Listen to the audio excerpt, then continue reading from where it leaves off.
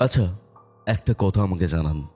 যদি আপনারা রোজ দেখতেন যে আপনাদের ঘরে চাপ চাপ কাঁচা রক্ত পড়ে আছে, রোজ আপনি মৃত্যু ভয় পাচ্ছেন, এবং এই সব কিছুর কারণ যদি হয় একটা নরকের কীট, তখন আমি বেশি কথা বলবো না আজকের রেকর্ডিংসের ব্যাপারে, আর কোনোই হিন্টস দেব না। শুধু এটা জানাই, আজকে আমাদের সাথে এই ঘোষলি কল রেকর্ডিংয়ে ছিল সৃজিতা, দিল্লি থেকে। কিউরিও ফাইটার ঘোষলি কল রেকর্ডিং সিরিজের সানডে স্পেশাল একটা মারাত্মক হরর পডকাস্টে আপনাদের সকলকে স্বাগতম জানাচ্ছি আমি, কৌস্তভ। আর আজকের এই ঘটনাটা শেষ অবধি শুনে কমেন্ট করে আমাকে অবশ্যই জানাবেন যে কেমন লাগলো আজকের ঘটনাটি, কোথা থেকে দেখছেন আজকের এই এপিসোড, সেটাও কমেন্ট করে জানান। আপনারাও যদি আপনাদের লাইফে ঘটে যাওয়া এরকম কোনো প্যারানর্মাল এক্সপিরিয়েন্স আমার সাথে শেয়ার করতে চান, তাহলে অবশ্যই আমাকে যোগাযোগ করুন curiofite@gmail.com এই ইমেল আইডিতে, অথবা আমাকে ইনস্টাগ্রামেও যোগাযোগ করতে পারেন। আমাকে যোগাযোগ করার প্রত্যেকটা সোশ্যাল মিডিয়ার লিঙ্ক আমি ডেসক্রিপশন বক্সে দিয়ে দেব। এবং হ্যাঁ, অবশ্যই আপনার ঘটনা জানার জন্য কিন্তু অধীর আগ্রহে ওয়েট করে আছে আমি, কৌস্তভ। আমার দ্বিতীয় চ্যানেল কৌস্তভ কুমারে নতুন একটি হরর পডকাস্ট এসেছে, সিআইটি রোডে পিশাচের সন্তান। সেটা যদি এখনও দেখে না থাকেন তাহলে অবশ্যই দেখে নেবেন। তাহলে চলুন, আমি আর কথা বাড়াচ্ছি না, সরাসরি চলে যাচ্ছি কিউরিও ফাইটের ঘোষলি কল রেকর্ডিং সিরিজের মারাত্মক একটি হরর পডকাস্টে।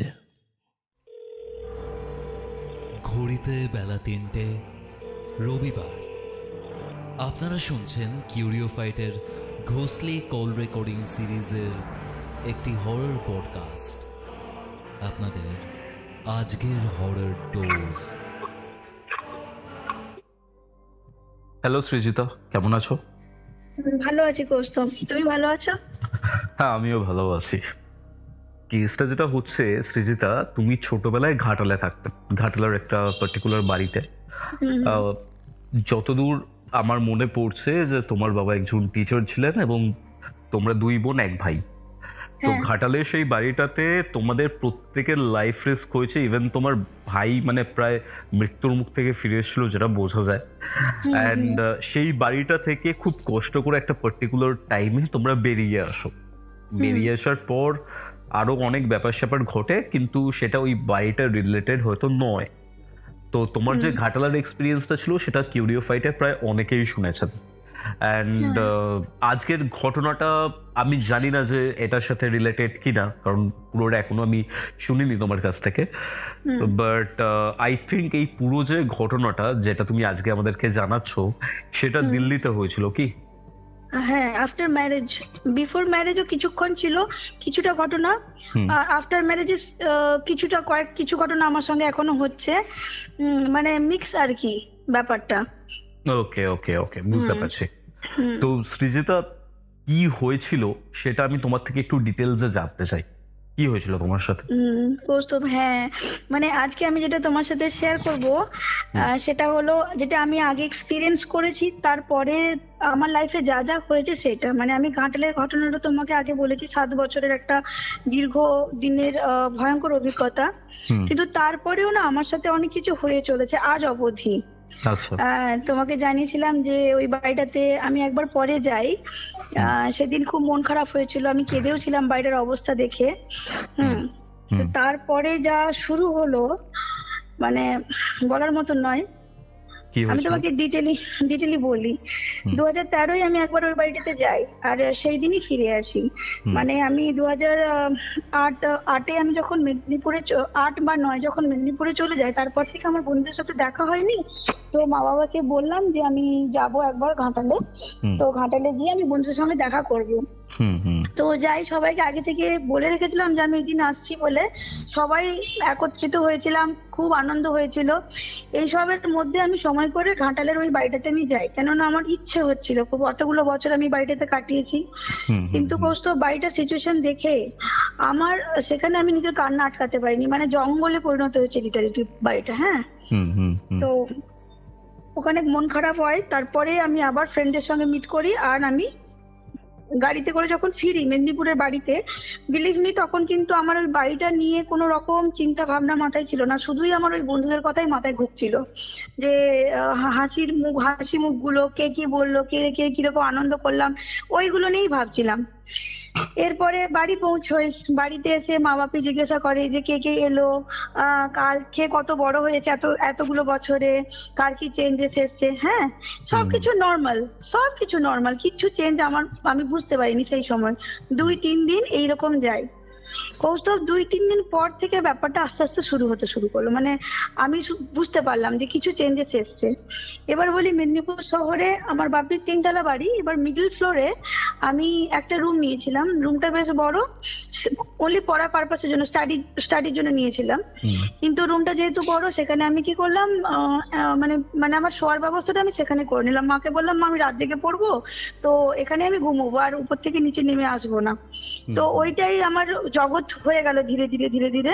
আমার নির্জন পরিবেশটা ভালো লাগতো, পড়তাম থাকতাম এরকম বেশিরভাগ সময়।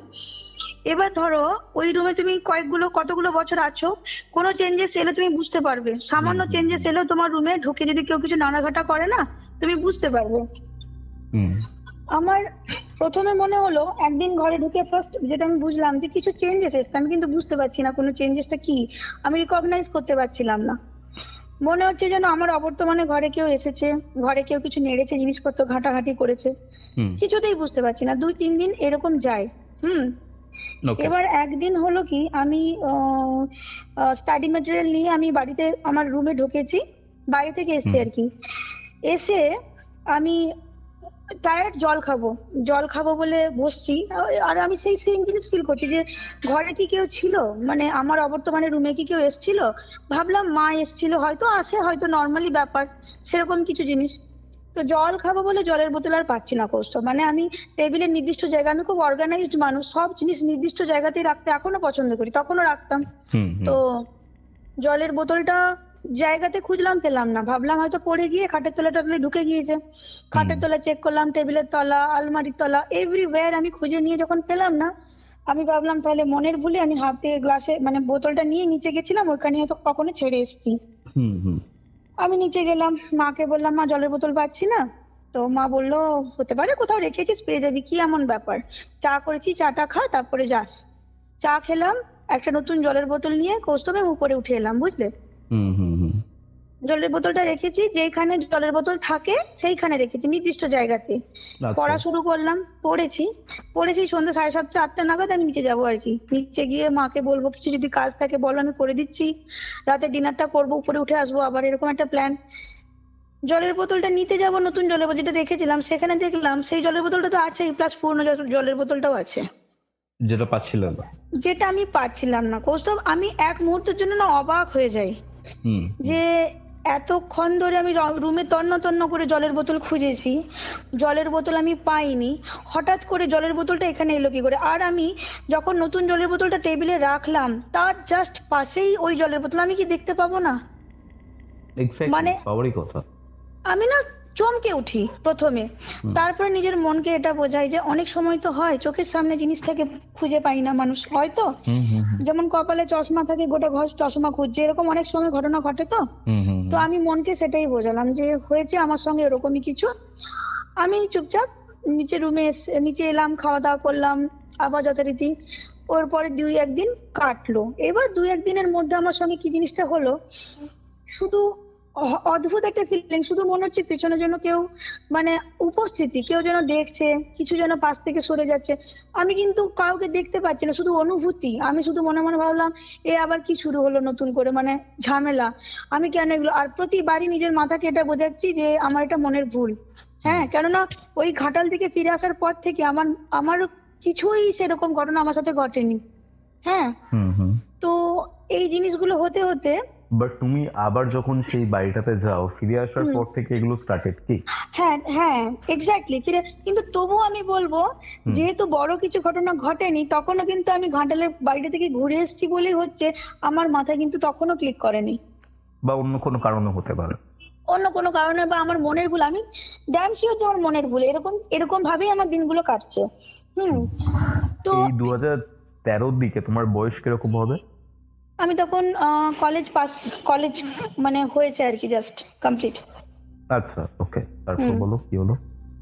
এরপরে কি হলো, তখন এরপরে আমি এই দিনগুলো এইভাবে কাটতে কাটতে হঠাৎ আরেকটা দিন হলো মাঝখানে, যেদিন আমি ওই সেই বাইরে থেকে এসেছি কোনো কাজ করে ঘরে ঢুকবো, দেখি আমার টেবিলের উপরে যত বই খাতা থাকে সমস্ত টান মেরে নিচে ফেলে দিলে যেভাবে ফ্লোরে ছড়িয়ে থাকে কৌস্তব, সেইভাবে ছড়িয়ে আছে। হ্যাঁ, আচ্ছা, এবার কয়েকদিন ধরে আমি মনে মনে ভাবছি আমার অবর্তমানে আমার রুমে কেউ আসে, হ্যাঁ, আমার জিনিসপত্র নাড়াকাটা করছে, একটা মনের মধ্যে জিনিসটা থাকে। এবার আমার ঘরে কেউ ছিল না সেই সময়, আমার মা ছাড়া, কেন না ভাই পড়ার জন্য বাইরে থাকে, দিদির 2009 বিয়ে হয়ে গেছে, বাপি স্কুল প্রধান শিক্ষক, তো বাপি স্কুলের কাজে বাইরেই থাকে, বেশিরভাগ সময় ঘরে থাকে কম।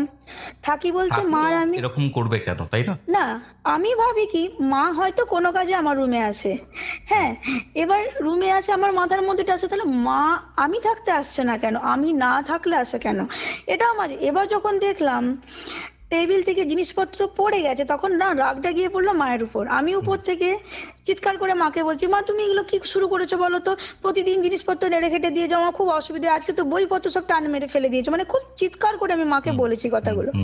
এবার মা আমার ওই ভয়েস শুনে নিচ থেকে কিছু একটা চিৎকার করেই বলেছে কৌস্তব, আমি কিন্তু মা যে কি উত্তর দিল আমি কিন্তু শুনিনি।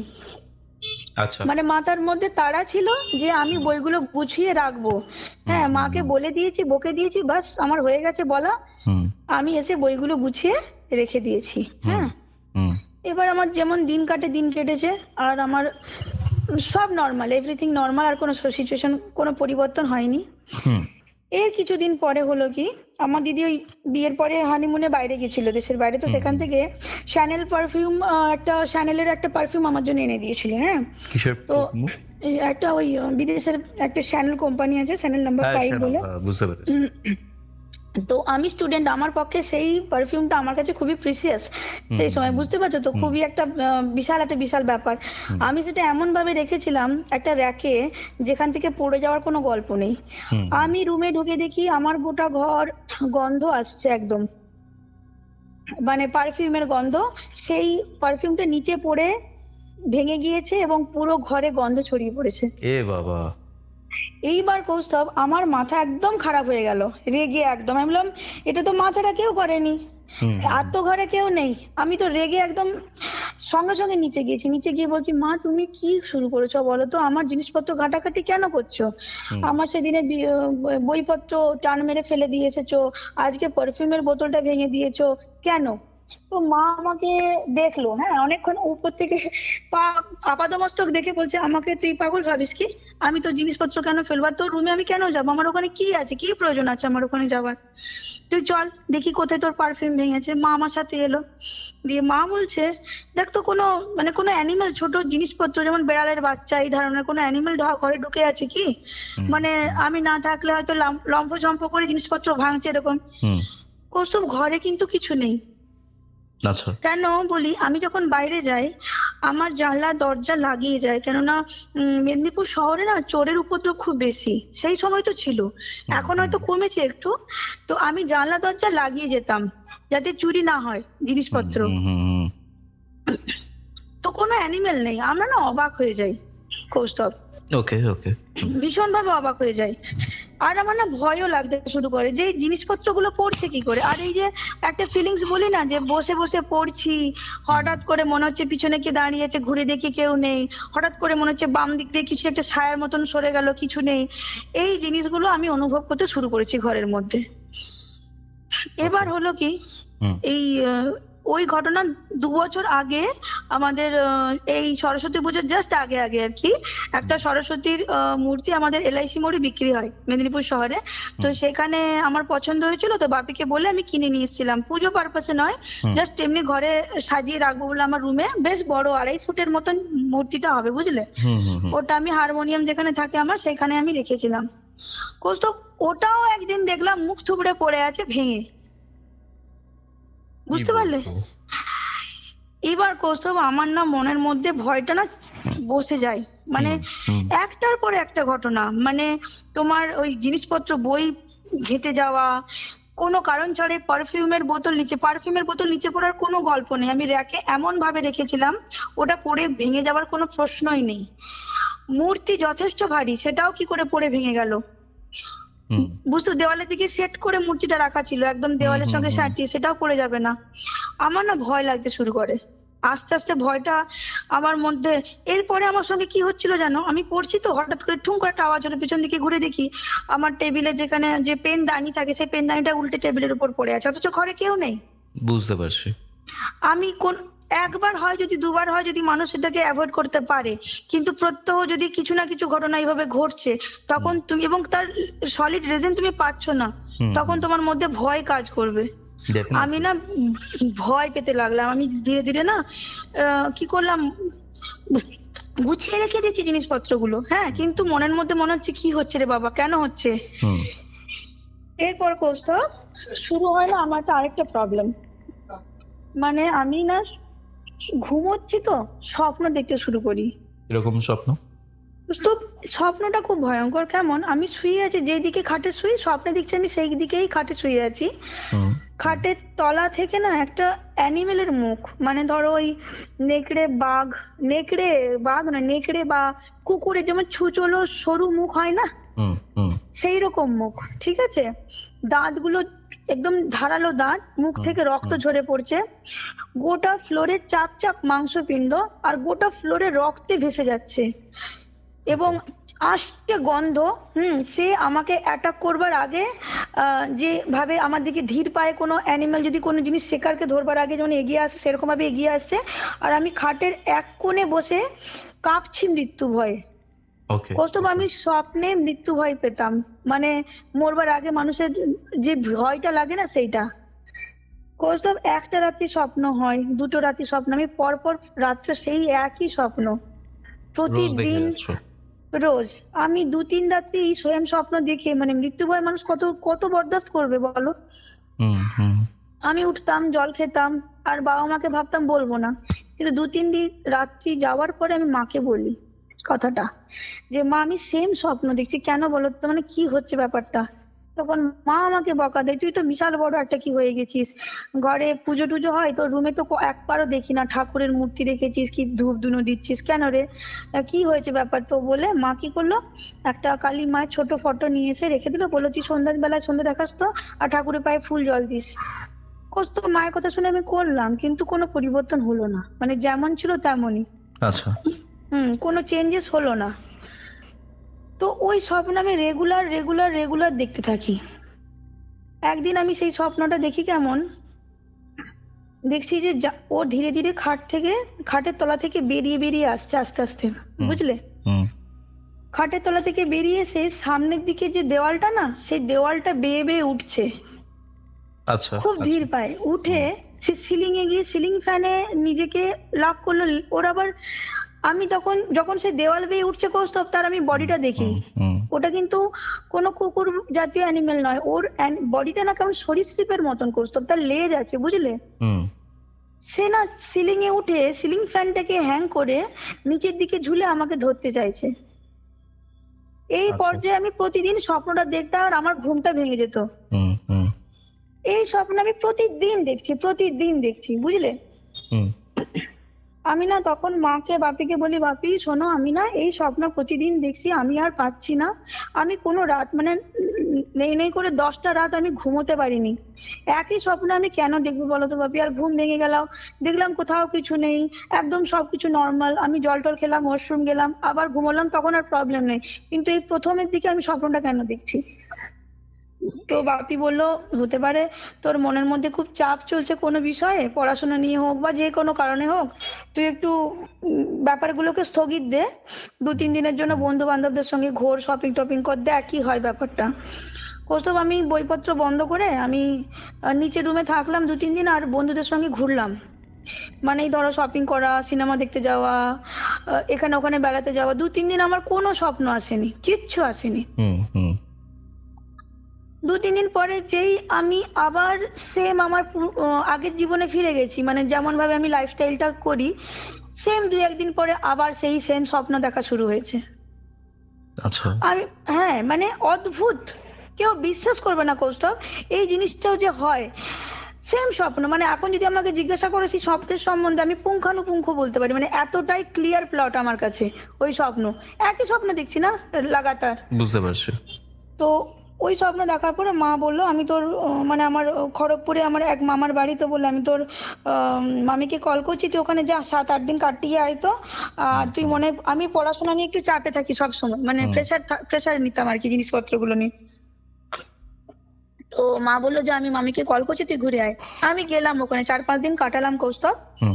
সব নর্মাল, কিচ্ছু নেই, কোনো স্বপ্ন দেখছি না, কিছু না, ঘুরছি ফিরছি আনন্দ করছি সবকিছু। এরপর কৌস্তব আমি আসি, মাকে বললাম যে না মা ঠিকই বলেছো, আমার মনের মধ্যেই প্রেশার চলে, তো ওই জন্য আমি মনে হয় এই ধরনের স্বপ্নগুলো দেখি সবসময়। মনে হচ্ছে কে যেন আমাকে মারতে আসছে, কে যেন আমাকে তাড়া করছে, এই ধরনের স্বপ্ন বোধহয় দেখছি। এরপর কৌস্তব আমি সেই দিন রাত্রে ঘুমোচ্ছি, মানে আমার ঘরে ঘুমোবো, তখন আমার কিন্তু ঘুম আসেনি, মানে আমি জাস্ট শুয়েছি, জাস্ট ক্লান্তি, ঘুমটা আসবে তার আগে আমি ফোন ঘাঁটছিলাম। তো হলো কি, আমি শুয়েছি, হঠাৎ গোটা ঘর না আষ্টে গন্ধে ভরে যায় কৌস্তব। আচ্ছা। এত তীব্র একটা আষ্টে গন্ধ, সেই মাছ বাজারে যে ধরনের গন্ধগুলো হয় না, বাসি মাছের আষ্টে গন্ধ, সেই রকম যেই গন্ধটা তীব্র হয়ে যায়, আমার না ব্রেনটা সজাগ। আমি ভাবছি যে এই গন্ধটা এলো কি করে, আমার তো জানলা দরজা সব বন্ধ, তাহলে গন্ধটা এলো কি করে, মানে আমি এটাই ভাবছি। হঠাৎ কৌস্তব বিলিভ করবে না, আমি একটা আওয়াজ পেতে শুরু করলাম খাটের তলা থেকে। সেই অ্যানিমেল, কোনো জন্তু যদি গোগানি দেয়, গড়গড় করে একটা আওয়াজ বের করে না মুখ থেকে, খুব হালকা কিন্তু অনেকক্ষণ ধরে আওয়াজটা হচ্ছে। আমি ভাবছি এটা কি সত্যি, মানে এটা সত্যি হচ্ছে, মানে আমি যেটা এতদিন স্বপ্নে দেখছিলাম সেটা কি সত্যি? তবে মানে আমি নিজেকে বিশ্বাস করতে পারছি, আমি কি ঘুমোচ্ছি নাকি জেগে আছি। আমি একটা আঙুলের নখ দিয়ে না আমি অন্য আঙুলকে পিঞ্চ করছি কৌস্তব, যে আমি জেগে আছি কিনা, মানে আমি আমার ব্রেন এতটাই সজাগ কৌস্তব। আমি সেই দিনে না পিঞ্চ করে বুঝলাম যে আমি জেগে আছি। এরপর কৌস্তব আমি যে জিনিসটা দেখলাম তোমাকে আমি বললে বোঝাতে পারবো না।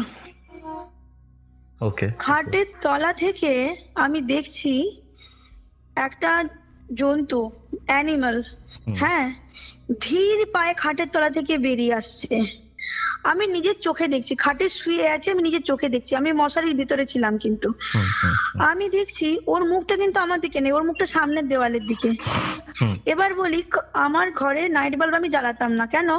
আমার পাশের বাড়ির একজন জেঠুর বাড়িতে এত জোরালো লাইট জ্বলতো, মানে সেই লাইটের রিফ্লেকশনটা আমার জানলার কাঁচ ভেদ করে যে আমার ঘরে আসতো না, ওটা নাইট বাল্ব থেকে অনেক বেশি আসতো, তো ঘরটা যথেষ্ট লাইট হতো। তো সেই লাইট আমি ওকে স্পষ্ট দেখতে পাই। দেখছি সে আস্তে আস্তে বেরিয়ে আসছে খাটের তলা থেকে, আর সামনের দেওয়ালে সে ধীর পায়ে, সে যে তাড়াতাড়ি তত্তরি উঠছে কিন্তু তা নয়, খুব ধীর মুভমেন্টে সে দেওয়ালে উঠছে কৌস্তব। সেই দিন আমি রিয়েলাইজ করলাম জিনিসটা কি। আমি এরকম যে কোনো জিনিস পৃথিবীতে হয়, তার এক্সিস্টেন্স আছে, আমি কখনোই সেটা কল্পনা করতে পারিনি। মানে কেমন, ধরো মুখটা হচ্ছে অ্যানিমেলের মতন, বডিটা একটা মানুষের মতন কৌস্তব। আমি যেটাকে সরীসৃপ বা রেপটাইলস ভেবেছিলাম, যেটা ওই ঘুমের ঘরে ভাবতাম যে এটা হয়তো অ্যানিমেল, কখনো ভাবতাম লেজ আছে রেপটাইলস হবে, দেওয়াল বেয়ে উঠছে, না ওটা একটা মানুষ, এবং সেটা মানে পূর্ণবয়স্ক, মানে ছোটখাটো চেহারা, ওই মেরে কেটে 2.5-3 ফুট হবে, বুঝতে পারলে? কিন্তু তার বডি স্ট্রাকচার একটা মানুষের মতন, তার লেজ আছে একটা মানে লিজার্ড টাইপের লেজ, বুঝতে পারলে? আচ্ছা। সে ধীর পায়ে দেওয়াল বেয়ে উঠছে, আমি খাটে শুয়ে স্পষ্ট দেখছি জিনিসটা কি। কেন ইমাজিন, তুমি বিশ্বাস করতে পারো এই জিনিসটা? সত্যি অবিশ্বাস্য মনে হচ্ছে। আর তুমি স্বপ্নও দেখছো না এটা? আমি স্বপ্ন দেখছি না, আমি না আজও অবধি ভাবি, মানে আমি কাউকে বলতে পারি না জিনিসটা, লোক আমাকে হেসে উড়িয়ে দেবে, পাগল ভাববে। আমি স্পষ্ট নিজের চোখে দেখছি জিনিসটা, সে আস্তে আস্তে উঠছে, উঠেও সিলিং পর্যন্ত গেল কৌস্তব। আমি তো ভাবছি, এবং গোটা ঘর আষ্টে গন্ধ, ওর মুখের গড়গড়ানিটা কিন্তু বন্ধ হয়ে গেছে, সেই সময় কিন্তু গড়গড় গড়গড় করে আওয়াজ করেনি। এবার সেই সিলিং এ উঠে ধীরে ধীরে সিলিং ফ্যানের দিকে যাচ্ছে, আমি কিন্তু স্পষ্ট ওকে দেখছি। ওকে। ও ও না লেজে করে না সিলিং ফ্যানটা নিজেকে মানে হ্যাং করলো, জড়ালো, দিয়ে বডিটা আস্তে আস্তে নিচের দিক করে না ঝোলানোর চেষ্টা করছে, বুঝতে পারছো? হুম হুম হুম।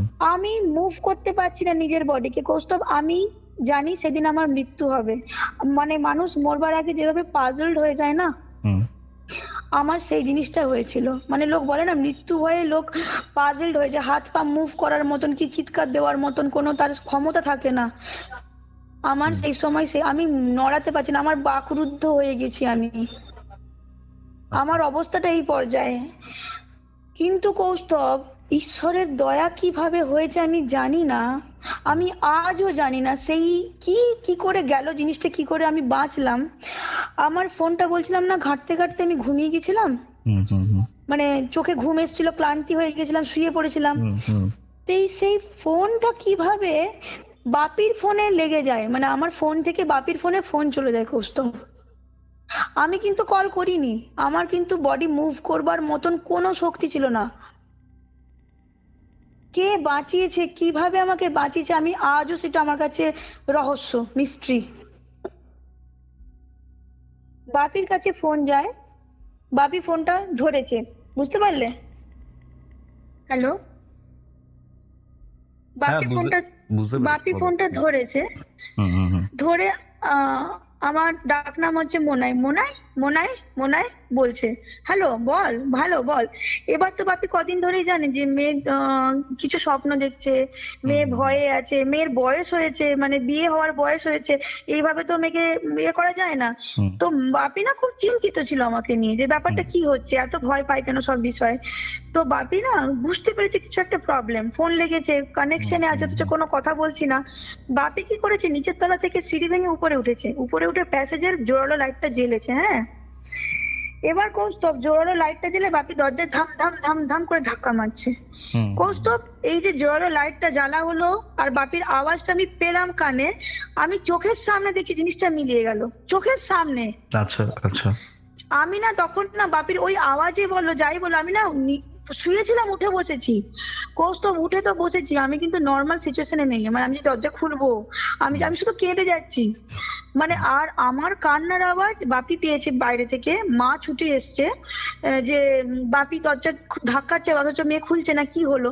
হ্যাঁ, দরজা খোল, একবার দরজা খোল, একবার দরজাটা খোল, কিছু হয়নি, আমরা সবাই আছি, সবাই আছি, বাপি অনর্গল বলে যাচ্ছে। মা পাশ থেকে বলছে, খোল দরজাটা খোল। আমি ভেতর থেকে কেঁদেই যাচ্ছি, মানে সে হয় না সে মানে মানে আর্তনাদ করে কান্না যাকে বলে, বুঝতে পারলে তো?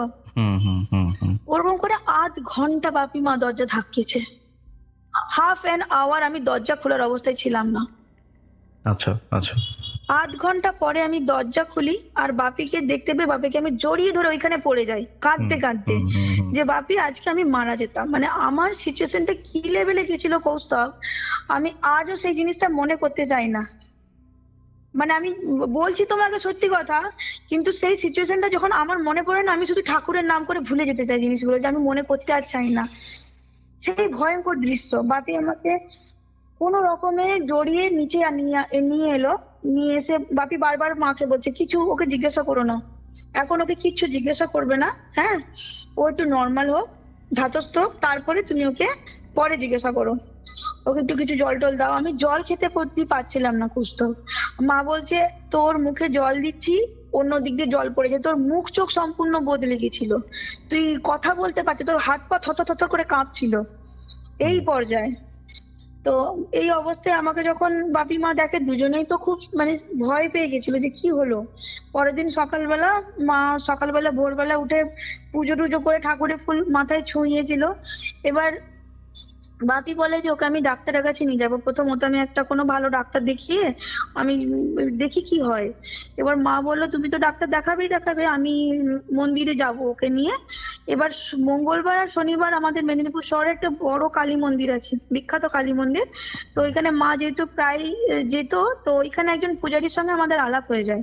পূজারী হচ্ছে আমাদের গ্রামের বাড়িরই একজন, মানে আমাদেরই ওই গ্রামেরই একজন ব্যক্তি। তো আলাপ হয়ে যায় যখন, তখন মা, এবার সেই পূজারীর না যথেষ্ট মানে জ্যোতিষ শাস্ত্রে নলেজ আছে, তান্ত্রিক মতে মানে পুজো তন্ত্র মতে মায়ের সাধনা করে, মানে সে বেশ মানে সাংসারিক নয় আর কি, সে শুধু মায়েরই সাধনা করে, তো তার ভালোই জ্ঞান আছে। তো তাকে মা এরকম বলে যে মেয়েটা এরকম বারবার স্বপ্ন দেখছে, কি করা যায় বলুন তো। তো বলে যে আমি তো এখন ব্যস্ত আছি, কাল মর্নিং এ একবার ওকে নিয়ে আসবেন বাড়িতে, আমার বাড়িতে। তো পরের দিন আমি ওর সাথে যাই, মায়ের সাথে ওর বাড়িতে যাই। এবার ও আমাকে দেখে দেখে বলে যে তুমি না একটু ভয় মনে হয় বেশি পাও। আর আমি বললাম না, আমি ভয় কিন্তু একদমই পাই না। আমি যে লেভেলের ভয় দেখেছি জিনিসপত্র, ওই লেভেলের জিনিসপত্র যদি অন্য কেউ দেখতো আমি শিওর সে পাগল হয়ে যেত। আমি দেখে এখন নর্মাল আছে, আপনার সামনে সুস্থ বসে আছে, আমি মোটেও ভয় পাওয়ার মেয়ে নই। তো বললো আমি আপনাদের বাড়িতে একবার যাবো বলেন। সেই সপ্তাহের একটা দিন দেখে ও আমাদের বাড়িতে আসে, এসে আমাদের বাড়িতে বলছে আমি একবার ওই বাড়িতে শুদ্ধিকরণ পুজো করাবো, যে কারণেই হোক, কোনো জিনিসের যদি উপদ্রব হচ্ছে, কোনো জিনিস যদি এসেছে, আমি যজ্ঞ করাবো, বাড়িটা শুদ্ধ করাবো। হ্যাঁ, তখন আমাকে সে বললো তুমি কি এমন কোনো জায়গাতে গেছিলে যেখান থেকে তোমার সঙ্গে কোনো জিনিস এসেছে? তখন আমি মনে মনে ভাবলাম এই যে আমি ঘাটলের বাড়িতে গেছিলাম, তারপর থেকে কিন্তু জিনিসগুলো আমার সঙ্গে হচ্ছে কৌস্তব। এটা আমার তখন মনে হলো হয়তো সেই জিনিসটা হতে পারে। মানে আমি ওখানে গেছিলাম, ওই জায়গাটা তো খুব একটা শুভ নয়, মানে ওই জায়গাটা খুবই একটা কি বলবো, ওর ব্যাকগ্রাউন্ড ভীষণ বাজে, ওই ওই ঘাটালের বাড়িটা। তো হয়তো সেখান থেকে কোনো জিনিস আমার সাথে এসছে। হ্যাঁ, তো উনি কি করলেন, আমার রুমের না সমস্ত ফার্নিচার সরিয়ে দিয়ে বেশ বড় একটা যজ্ঞ করলেন, বুঝলেন তো। যজ্ঞ টজ্ঞ করার পরে বেশ অনেকক্ষণ ধরে পুজো টুজো হওয়ার পরে উনি বললেন এবার বাড়িটা ব্যবহার করার যোগ্য, আপনি আপনারা ব্যবহার করতে পারবেন, কিন্তু মাঝে কয়েকদিন গ্যাপ দিন। আচ্ছা আচ্ছা। হ্যাঁ, মাঝে কয়েকদিন গ্যাপ দিন। কিন্তু আমি কি করলাম, ওই বাড়িতে ওই রুমটাতে মাঝে কয়েকদিন গ্যাপ তো দিলামই, প্লাস দিনের বেলা থাকতাম, রাতের বেলা কিন্তু নিচে শুতাম, মানে নিচের রুমে এসে শুতাম, এই উপরে একা শুতাম না। ওরকম করে দিন কাটছে। এবার বিশ্বাস করবে না কৌস্তব, ওই যজ্ঞটা হওয়ার পরে আমার কিন্তু আর কোনো ফিলিংস হচ্ছিল না, এই স্বপ্ন দেখা টোটালি স্টপ। আমি আবার নর্মাল লাইফে ধীরে ধীরে ধীরে ধীরে ফিরে যেতে লাগলাম। এই যে ফিলিংস হচ্ছিল, পাশ দিয়ে কে বয়ে চলে যাচ্ছে, কিংবা আমার জিনিসপত্র পড়ে যাচ্ছে, কৌস্তব নাথিং, কোনো কিছুই হলো না। কৌস্তব এরপরে 2-3 মাস পরে আমাদের বাড়িতে একটা অ্যাক্সিডেন্ট হয়, মানে আমার বাড়ির এরই একজন দিদি হয়, সে সুইসাইড করে, আত্মহত্যা করে। হ্যাঁ, আত্মহত্যা করে, নিজেকে হ্যাং করে। এবারে সেই দিদির পরিচয় আমি এখন দেব না, কিন্তু সেই দিদি হচ্ছে আমাদের জেনারেশনের প্রথম, যে আমার থেকে অনেকটাই বড়, যে ফার্স্ট গভর্নমেন্ট সার্ভিস লাগিয়েছিল। বাবা মানে বাপি জেঠু এরা তো ভালো পজিশনে আছে, কিন্তু আমাদের জেনারেশনে ওই ফার্স্ট গভর্নমেন্ট সার্ভিস ও হ্যাক করেছিল। হ্যাঁ, সুন্দরী, শিক্ষিতা, তার বিবাহিত জীবনে যথেষ্ট সাকসেস, কলকাতা শহরে একটা 3 BHK ফ্ল্যাট, নিজস্ব গাড়ি, খড়গপুর শহরে 3 তলা পাকা বাড়ি, প্লাস ও ঝাড়গ্রামে যেখানে পোস্টিং সেখানে ও একটা ফ্ল্যাটে থাকছে একাই, আর হাজবেন্ড আরো ছোট একটা বাচ্চা মেয়ে কলকাতায় থাকতো, ওর আসা যাওয়া করতো, মানে এইভাবেও ওর লাইফস্টাইলটা ছিল বাইরে থেকে খুব সুন্দর। সেই দিদি হঠাৎ করে সুইসাইড করেছে। মানে আত্মহত্যা করেছিল, মেবি কোনো ফ্যামিলিগত ইস্যু ছিল, হয় হাজবেন্ডের সঙ্গে মনোমালিন্য হয়েছিল বা অন্য কোনো ইস্যু। মানে বললাম না, তাদের সাথে সেই দিদি না জাস্ট নিজে পছন্দ করে যেহেতু বিয়ে করেছিল, তো ওর বাবা মার সাথে ওদের রিলেশনটা খুব একটা নর্মাল ছিল না। আচ্ছা। তো সেই সূত্রে আমরা খুব একটা জানতে পারতাম না, মানে অনুষ্ঠান হতো, আমার দিদির বিয়েতে সে এসেছিল, সেই রকম ভাবে আমাদের যোগাযোগ, কিন্তু রেগুলার যে কথাবার্তা হতো সেটা কিন্তু নয়। তো সে মারা গেছে, বাপির কাছে ফোন আসে যে সে মারা গেছে। তো বাপি স্কুলেই ছিল, স্কুল থেকে আমাদের বাড়িতে ল্যান্ডলাইনে ফোন করে বলে যে মারা গেছে বলে। তো মা তো শুনে একদম পাগলের মতন কান্নাকাটি করতে শুরু করে। আমরা কয়েক ঘন্টার মধ্যে ঝাড়গ্রামের জন্য রওনা দিই কৌস্তব, বুঝলে তো। মেদিনীপুর শহরে আমাদের পরিবার ছাড়া আমার জেঠুর পরিবার ছিল, মানে মেজো জেঠুর পরিবার, 2 জেঠুর পরিবার, আমরা ঝাড়গ্রামের জন্য রওনা দিই। 1 ঘন্টা সামথিং কিছু সময় লাগে। সেখানে যখন পৌঁছই তখন 3:30 কিংবা 4টে পার হয়ে গিয়েছে। হ্যাঁ, তো বডি শুনলাম যে মর্গে দেওয়া হয়েছে কৌস্তব। আমাদের ওইখানকার পরিবেশ খুব খারাপ সেই সময়, মানে মানসিক অবস্থা খুবই খারাপ, সবাই কান্নাকাটি করছে। এবার হয় না সরকারি জিনিসপত্র একটু করতে ডিলে করে, ওরা সব ব্যাপারে একটু ঢিলে দেয়। তারপর কি হয় সৃজিতা? তারপরে ওইখানে যেহেতু ডিলে হয় ব্যাপারগুলো, তো আমরা ওয়েট করছিলাম। এবার মর্গের সামনে যারা কর্মচারী, সরকারি কর্মচারী, তারা বলে যে আপনারা এখান থেকে দূরে সরে যান। আর আমি তখন বাকিদেরকে নিয়ে বলি একটু দূরে চলো, কিন্তু আমার না মনটা খারাপ ছিল বলে আমি না একটু একাই থাকছিলাম, মানে আমার মনটা খুব খারাপ লাগছিল। ওই দিদির সঙ্গে ছোটবেলায় কাটানো ঘটনাগুলো বারবার মনে পড়ছিল, বুঝতে পারলে তো। এবার কি হলো, হঠাৎ করে কৌস্তব, সেটা আমার জীবনে প্রথম ঘটনা হয় এরকম যে আমি না কিছু জিনিস শুনতে পাচ্ছি কানে। মানে মনে হচ্ছে আমার পাশে চারদিকে না কোনো আওয়াজ শুনতে পাচ্ছি, মানে আমি বুঝতে পারছি না যে কোথা থেকে আসছে আওয়াজটা। আমি তখন জায়গাটা চেঞ্জ করি, মানে প্লেসটা এক জায়গা থেকে অন্য জায়গায় চেঞ্জ করি। আমি ভাবলাম তো হাওয়ার কোনো আওয়াজ, হয়তো পাতার পাশ দিয়ে হাওয়াটা বয়ে যাচ্ছে, হয়তো এই জন্য আওয়াজটা পাচ্ছি। এই আওয়াজটা পেতে পেতে হঠাৎ করে আমার দিদি আমাকে ডাকে যে আমি না এদিক ওদিক তাকাচ্ছি। তো দিদি আমাকে ইশারায় ডাকে যে আয় চলে আয়, এখানে ওখানে কি করছিস। আমি দিদির কাছে গেলাম, দিদি বলছে কি হলো, তুই এদিক ওদিক তাকাচ্ছিস কেন, কাউকে খুঁজছিস নাকি। আমি বললাম না কিছু না, কিন্তু কৌস্তব বিলিভ করো আমি শুনতে পাচ্ছিলাম জিনিসটা, মানে কয়েকজন যেন ফিস ফিস করে কথা বলছে। এবার বডি পেতে পেতে কিন্তু অনেক দেরি হয়ে যায়, মানে ধরো 9:30 10টা বেজে যায়। ওরা বলে যে দেবো না বডি, কালকে নেক্সট মর্নিং নেবেন আপনারা। কিন্তু এতগুলো মেয়েকে মানে সঙ্গে নিয়ে বাপি জেঠুরা সব গেছে, আবার পরের দিন কোথায় রাত্রি স্টে করব বা ফিরে আসবো আবার যাব, তাই হয় না। তখন স্পেশাল পারমিশন নিয়ে আমরা দেহটা পাই। আর দিদির যে হাজবেন্ড, সে ততক্ষণে ওখানেই ছিল। তো আমরা দিদির বডি নিয়ে শ্মশানের উদ্দেশ্যে রওনা হই। ওকে। এরপরে কি হয়, যখন আমরা শ্মশানের দিকে যাচ্ছি আমি শুধু একা, মানে শুধু এটাই আমি ফিল করছি আমার পেছনের জন্য কেউ ধাওয়া করছে, তাড়া করছে। আমি বারবার পিছনের দিকে ঘুরে ঘুরে তাকাচ্ছি, দেখছি কিছু নেই, শুধু কিন্তু মনে হচ্ছে যেন কিনা পিছনে কি যেন ছুটে আসছে। আমি বারবার তাকাচ্ছি, আওয়াজ পাচ্ছি, কোনো জিনিস ছুটলে যেমন মুখ থেকে শ্বাস বেরোয় না, সেই একটা শ্বাস পাচ্ছি বারবার কানের কাছে। এই করতে করতে শ্মশান অব্দি আমি পৌঁছলাম। পৌঁছানোর পরে দিদির দেহ যা যা নিয়ম করে দিদির দেহকে সৎকারের ব্যবস্থা করা হলো। আমরা কিন্তু শ্মশানে মেয়েরা কেউই যায়নি, বাইরে গাড়িতেই ছিলাম, ছেলেরা নেমেছিল। কিছুক্ষণ পরে বাপি আর জেঠু ফিরে এসলো, এসে বললো যে কাজ শুরু হয়ে গেছে। ওরা বললো আমাদেরকে ফিরে যেতে, আর দিদির মানে ওই দিদির হাজবেন্ড ওখানেই আছে, মানে বাকি কাজটা ও করে ও বাকি দেখে নেবে। তো আমরা ফিরে এলাম। আমাদের যখন ফিরে আসি আমাদের মেদিনীপুরের বাড়িতে, তখন রাত্রি প্রায় 11:30 12টা। তো যেহেতু বাপি মানে মৃতদেহ ছুঁয়েছিল, তো বাপি কি করলো, আগে ঘরে আমাদের ঢুকতেই একটা সামনে একটা বাথরুম থাকে, সেই বাথরুমে স্নান করে বেরিয়ে আমাদেরকে গঙ্গা জল দেয়, তারপরে বলে তোমরা যে যার রুমে ঢুকে স্নান করে নেবে। সেদিন আমরা কিন্তু সেই তারপর থেকে কিছু খাইনি, খাওয়া দাওয়া হয়নি।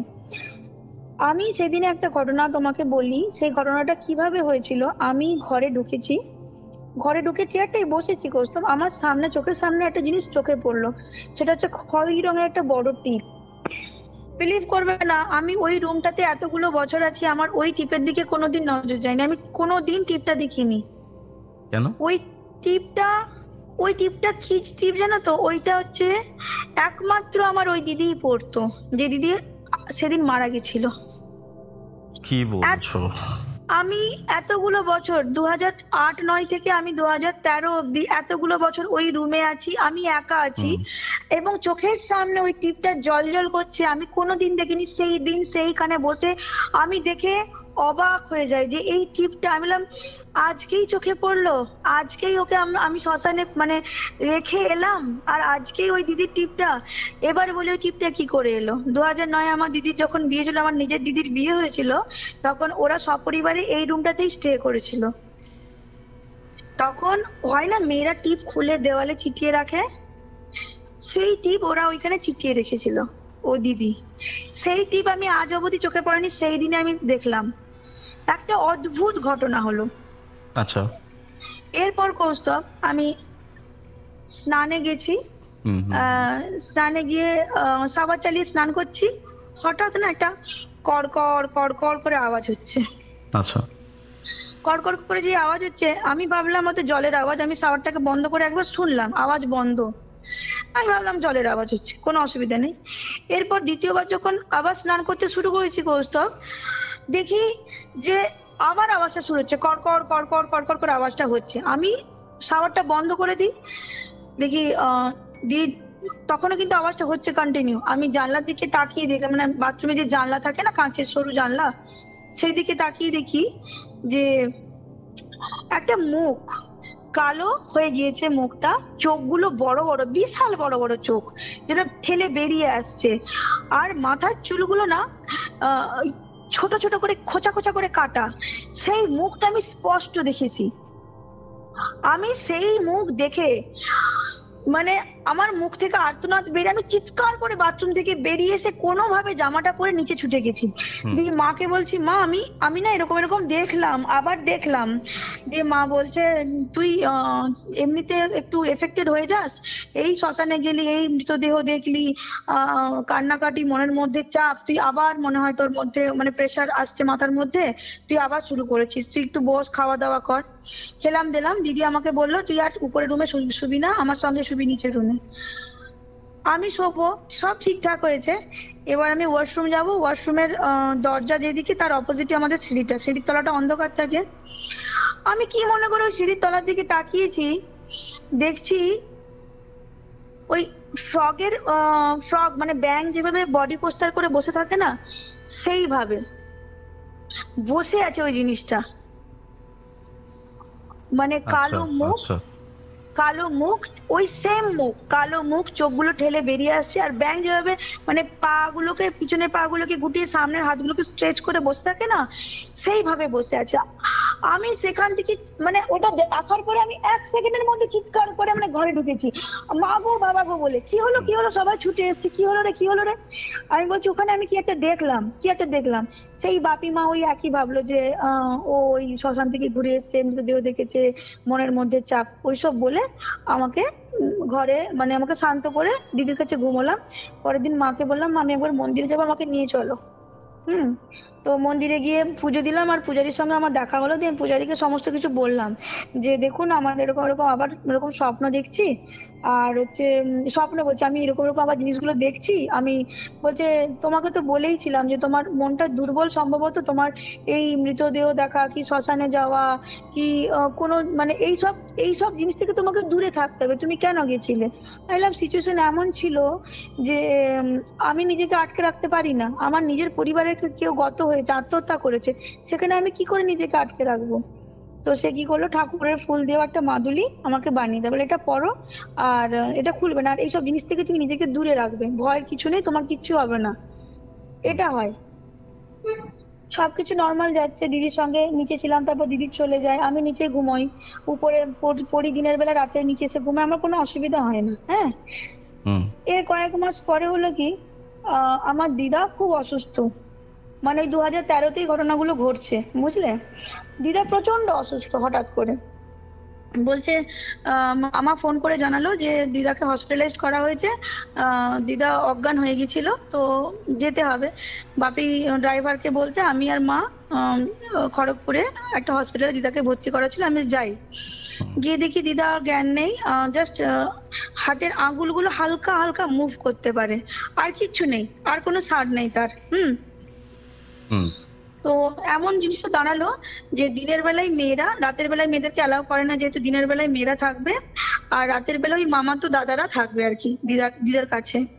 তো আমরা এরকম করতাম, সকালবেলা 8টার সময় যেতাম, 2:30টার সময় ফিরে আসতাম, আবার 4টের দিকে যেতাম, সন্ধ্যে 7টা অব্দি থাকতাম, আবার ফিরে আসতাম। আমি আর মা করে করতাম, মাসিরাও করতো। তো একদিন হয়েছে কি, একটা কি বলে টেস্ট, যেটা ওই হসপিটালে হয় না, সেই টেস্টটা বললো অন্য হসপিটালে করাতে হবে, তো অ্যাম্বুলেন্সে করে দিদাকে নিয়ে যেতে হবে। হ্যাঁ, তো দিদাকে নিয়ে যাব, তো দিদা আমার বাম হাতটা দিদার হাতের মধ্যে ছিল, মানে দিদার হাতে আমি বাম হাতটা রেখেছিলাম। হঠাৎ দেখি দিদা একটা আঙুল না আমার, যেখানে আমি রিং ফিঙ্গার, যেখানে আমি আংটি পরি, সেই আঙুলটাই রাব করছে, ঘষছে আস্তে আস্তে। তো আমি না, মাসি আমার কাছে বসেছিল, মাসিকে বলছি, মাসিমণি দিদা এরকম করছে কেন। বলছে, বোধহয় জিজ্ঞাসা করছে তুই আংটি পরিসনি কেন। হ্যাঁ, তো আমি তখন দিদাকে, মানে আমার সিচুয়েশনটা কেমন ছিল, খুব বাজে একটা পরিস্থিতি, দিদা খুব অসুস্থ, সবার মন মেজাজ খারাপ। তো আমি এমনি বলি যে, দেখো না তোমার মেয়ে কিচ্ছুই দেয় না, আমার শুধু কানে দুটো দুল দিয়েছে, গলায় হার পরতে দেয় না, হাতে চুড়ি দেয় না, আংটি দেয় না, মানে আমার মাকে উদ্দেশ্য করে করে কথাগুলো বলি। হ্যাঁ, তো সবাই এমনি হাসছিল সেই সময়। তো ওইগুলো করতে করতে একদিন হয়, আমি এরকম দিদাকে রেখে আর এটা দিদিকে ফিরেছি, স্নান খাওয়া করেছি, যে মা বললো একটু রেস্ট নে, এবার আমরা 4:30-5টার দিকে বেরিয়ে যাব আবার।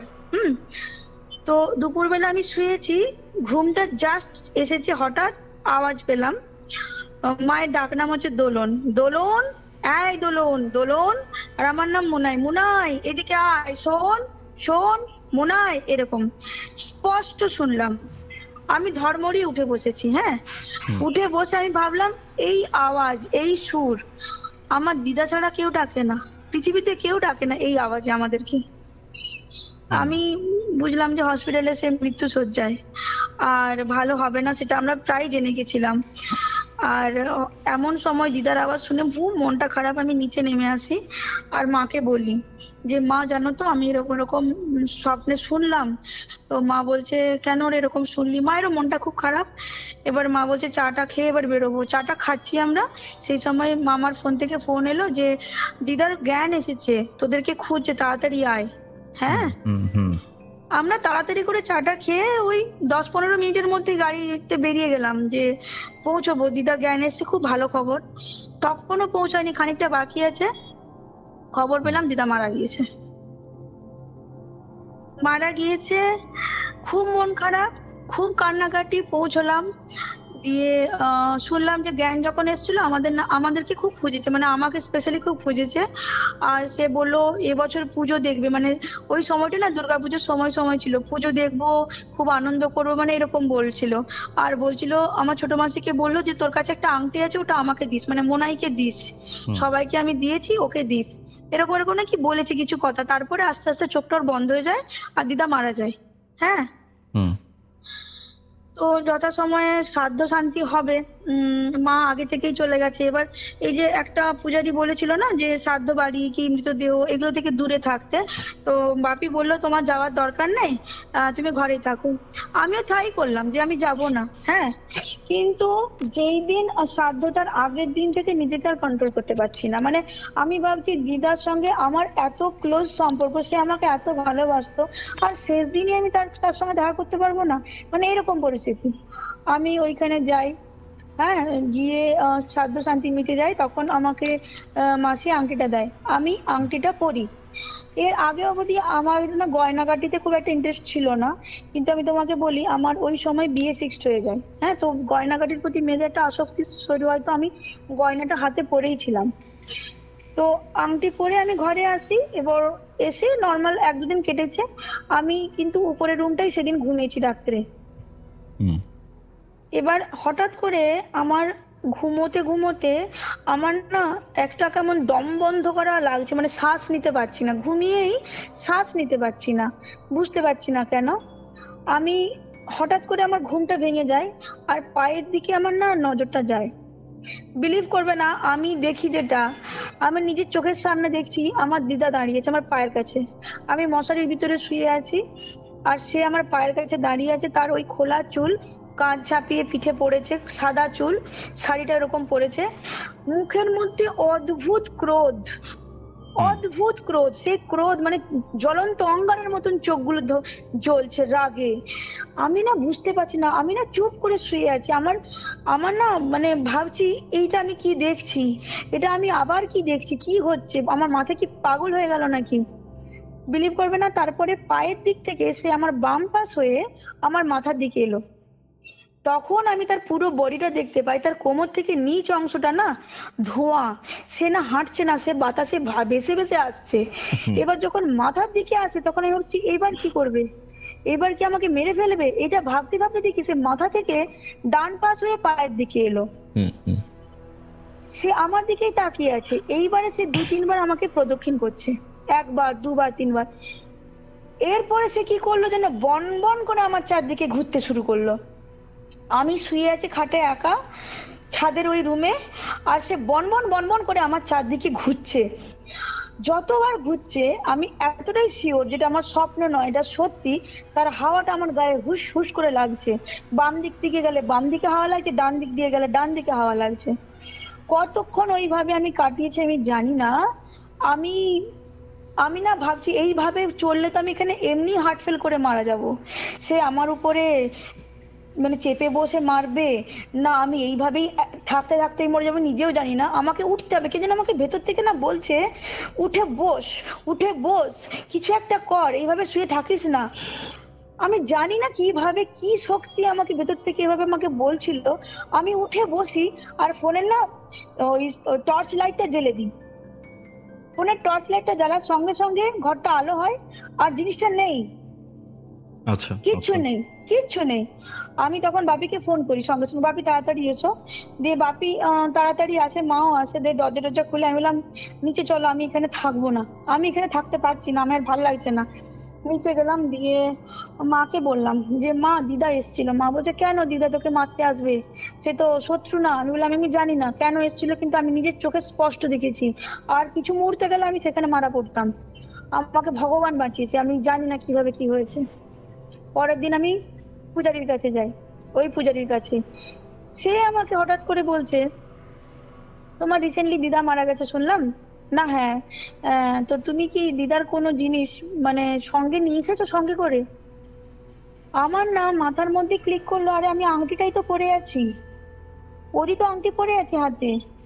সে বলছে মৃত ব্যক্তির আংটি কখনোই, আংটি কেন, কোনো জিনিসই শুদ্ধ না করে সেটা গ্রহণ করতে নেই। মানে ও শাড়ি হোক, গয়না হোক, যে কোনো জিনিস শুদ্ধ করতে হয় তারপরে। বিশেষ করে তোমার মতন মানুষ যারা খুব সহজেই কানেক্ট করতে পারো জিনিসগুলোর সঙ্গে, তোমার তো চলবেই না। সে আংটি শুদ্ধ করলো, তারপরে আমার মাকে ফেরত দিল। আচ্ছা আচ্ছা এরপরে আমার কুষ্টি বিচার করে ও জানায় যে তোমার যে মুহূর্তে জন্ম হয়েছে, যে লগ্নে তোমার জন্ম হয়েছে, তুমি হচ্ছে একটা বিশাল মাধ্যম। এই যে প্ল্যানচেট হয় না, সবাই কিন্তু মাধ্যম হতে পারে না। হুম ওনার কথা অনুযায়ী যে বিশেষ কিছু মানুষ থাকে যারা খুব সহজে কানেক্ট হয়, মানে এই স্পিরিট না চায় কিছু জানাতে, কিছু জানাতে চাইলে তারা কিন্তু সবাইকে জানাতে পারে না, সেই কিছু জন মানুষকেই তারা জানাতে পারে। এবং আমাদের মতন মানুষ পৃথিবীতে অনেক আছে, আমি যে একাকি এক দুজন পৃথিবীতে নয়, অনেকেই অনেকেই এরকম আছে যাদের সঙ্গে ওরা কানেক্ট করতে পারে। আবার কানেক্ট করতে না চাইলেও কানেক্ট হয়ে যায় কারণে অকারণে। আচ্ছা এটা হচ্ছে সেই রকম হচ্ছে আমার সঙ্গে নাকি কিছু একটা যোগ আছে, যেটা ও এক্সপ্লেন করেছিল, আমি বুঝতে পারিনি। এই জিনিসটা নাকি হয়, বলো তুমি খুব সাবধানে থাকবে, তোমার ভয়ের কিচ্ছু নেই, কিন্তু তুমি থাকবে খুব সাবধানে, এইসব থেকে দূরে থাকবে। আর ভগবানে একটু বিশ্বাস, মানে এই পুজো অর্চনা, এটা কি হয় মানুষের ভেতরে যে ইনার পাওয়ারটাকে বাড়িয়ে দেয়, আত্মার শক্তিটাকে, নিজের শক্তিটাকে বাড়িয়ে দেয়। এরপরে আমার 2014 ফেব্রুয়ারিতে, 1 ফেব্রুয়ারি আমার বিয়ে হয়। হ্যাঁ, বিয়ের পরে আমি 2014 অক্টোবরে আমি বাড়িতে আসি, বাবার বাড়িতে। সেই সময়ের মধ্যে আমার ওই রুমে, দোতলা রুমে আমার ভাই শিফট হয়ে গিয়েছে। হ্যাঁ, হুম হুম তো ভাই একদিন জাস্ট বসেছে, বসে বসে হঠাৎ করে বলছে জানিস দিদি ভাই, আমি ওই ঘরে না একটা অদ্ভুত স্বপ্ন প্রায়শই দেখি। আমি বলছি কি স্বপ্ন? আমি ওকে বলছি কি স্বপ্ন দেখিস রে? তখন বলছে জানিস আমি স্বপ্ন দেখি এইরকম, যে ভেতর থেকে না একটা জন্তু আমাকে অ্যাটাক করতে আসছে, আর আমার গোটা ঘরে না চারদিকে রক্ত আর চাপ চাপ মাংসপিণ্ড পড়ে আছে জানিস। হুম হুম হুম আমি না তখন অবাক হয়ে যাই। আর সবচেয়ে বড় কথা, এই স্বপ্নের কথা আমার মা বাপি তো জানতো, যেহেতু ভাই বাইরে থাকে, ভাইকে জানানো হয়নি, কি দিদিকেও জানানো হয়নি। হুম ভাই তো কিছুই জানতো না, দিদি হালকা ফুলকা জানতো, ওকে জানানোই হয়নি। ও সেই স্বপ্ন দেখছে। আমি বললাম আর কি দেখিস? বলছে একটা না সরীসৃপের মতন কোনো জিনিস দেওয়াল বেয়ে বেয়ে ওঠে। আর তারপর আমি বললাম সে নিজেকে হ্যাং করে ওই ইয়েতে, সিলিং ফ্যানে দিয়ে নিচের দিকে ঝুলিয়ে তোকে ধরার চেষ্টা করে। ও আমার মুখের দিকে হতবাক হয়ে চেয়ে রইলো। তুই জানলি কি করে দিদি ভাই? আমাকে বলছে তুই জানলি কি করে? আমি বললাম সেম স্বপ্ন আমিও দেখতাম, কিন্তু ব্যাপারটা কি যে যতটা আমার উপরে জিনিসটা হাবি হয়েছিল, সেটা ভাইয়ের উপরে অত হাবি হয়নি। মানে ভাইকে আমি তারপরেও জিজ্ঞাসা করি তুই কি আর দেখেছিস? না আমি আর দেখি না। ওর উপরে সেই জিনিসটা এতটা মারাত্মক লেভেলে যেতে পারেনি। এবার হলো কি, আমার তো বিয়ে হয়েছিল, বিয়ের পরে ব্যাপারটা কিন্তু অন্যরকম হয়ে যায়। মানে আমি আর সেই সব স্বপ্ন দেখা বন্ধ হয়, কিন্তু জিনিসগুলো কেমন হয়, আমি কিন্তু কোনো মানে খারাপ যদি আমাদের পরিবারে বা কারুর হয় না, আমি আগে থেকে সেটা অনুভব করতে পারতাম, মানে এখনো পারি। আমি বুঝতে পারবো না যে কার হবে কি হবে, বাট আমার মনে কু গাইবে, আমার অকারণে আমার চোখ দিয়ে জল আসবে, সবসময় একটা ভয় পাবো, কি হবে কি হবে, একটা উৎকণ্ঠা, এরকম করতে করতে আর কেমন হয়েছিল একটা ঘটনা বলি তোমাকে, কয়েকটা বলি, অনেক আছে, আমি কয়েকটা বলছি। হ্যাঁ, আমার বিয়ের সময় না একজন মুসলমান দর্জি আমাদের ওই শ্বশুরবাড়ির গ্রামে থেকে, তার নাম, তাকে কামু কাকা বলে ডাকতো, তার পুরো নাম জানি না। হ্যাঁ, সে বিয়ে করেনি, সে মুম্বাইতে অনেকদিন টেলারিং এর কাজ করতো, তারপর সে গ্রামে এসে দোকান দিয়েছিল। ওকে।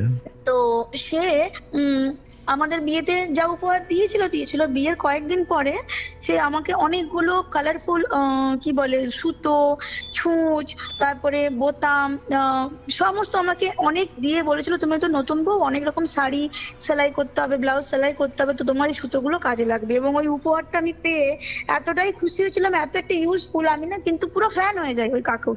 তো আমি বলি আমি তখন দিল্লিতে গিয়ে একটা চাকরিতে মানে এমএনসি কোম্পানিতে আমি জয়েন করেছিলাম অ্যাজ এ এইচআর।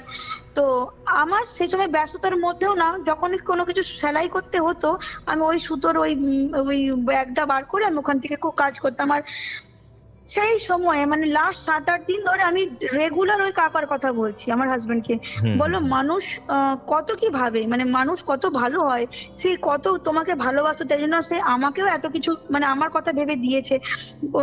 আমার হাজবেন্ড বলতো ওর সময় ভালো যাচ্ছিল না, ও খুব ভালো ট্যালেন্টেড একটা লোক, অনেক ভালো হাতের কাজ জানে, এই ওই এরকম প্রায়শই বলতাম। একদিন দুপুর মানে গরমের দিন এরকম আমরা শুয়েছি, আমার সেই সময় এসি কেনা হয়নি, আমি বললাম প্রচন্ড গরম, দিল্লির গরম তো ভয়ঙ্কর, আমি বললাম খাটে শুতে পারছি না, তো আমি নিচে ঘুমোবো। আমি আমার হাজবেন্ডের নাম রামকান্তি, তো ওকে বললাম নিচে ঘুমোবো, তুমিও কি? বললো হ্যাঁ আমরা দুজনেই নিচে ঘুমোবো। তো নিচে বিছানা পেতে ঘুমিয়েছি, হঠাৎ দরজা বন্ধ জানলা খোলা আছে, হঠাৎ রাত্রে আমার ঘুম ভেঙে যায়।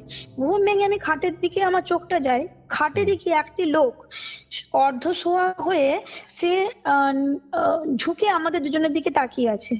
হ্যাঁ, এবার তার মুখ দেখতে পাচ্ছি না, কেন চাঁদের আলোটা না তার পিঠে এসে পড়ছে, তো তোর কালো একটা অবয়ব দেখতে পাচ্ছি মাত্র, বাট স্পষ্ট দেখছি সে আধ শোয়া হয়ে নিচের দিকে ঝুঁকে আছে।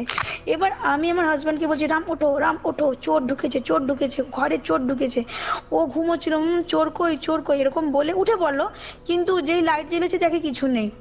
তো আমার হাজবেন্ড কিন্তু এইসব ব্যাপারে একটু মানে সতর্ক থাকে, সে বললো তুমি যখন কিছু নেই, সে চারদিক খাটে তোলা দেখলো কিছু নেই, তখন বললো হনুমান চল্লিশা পড়তে শুরু করলো আমার হাজবেন্ড, দিয়ে বললো ঘুমিয়ে পড়ো, ভুল টুল দেখেছো বোধহয়।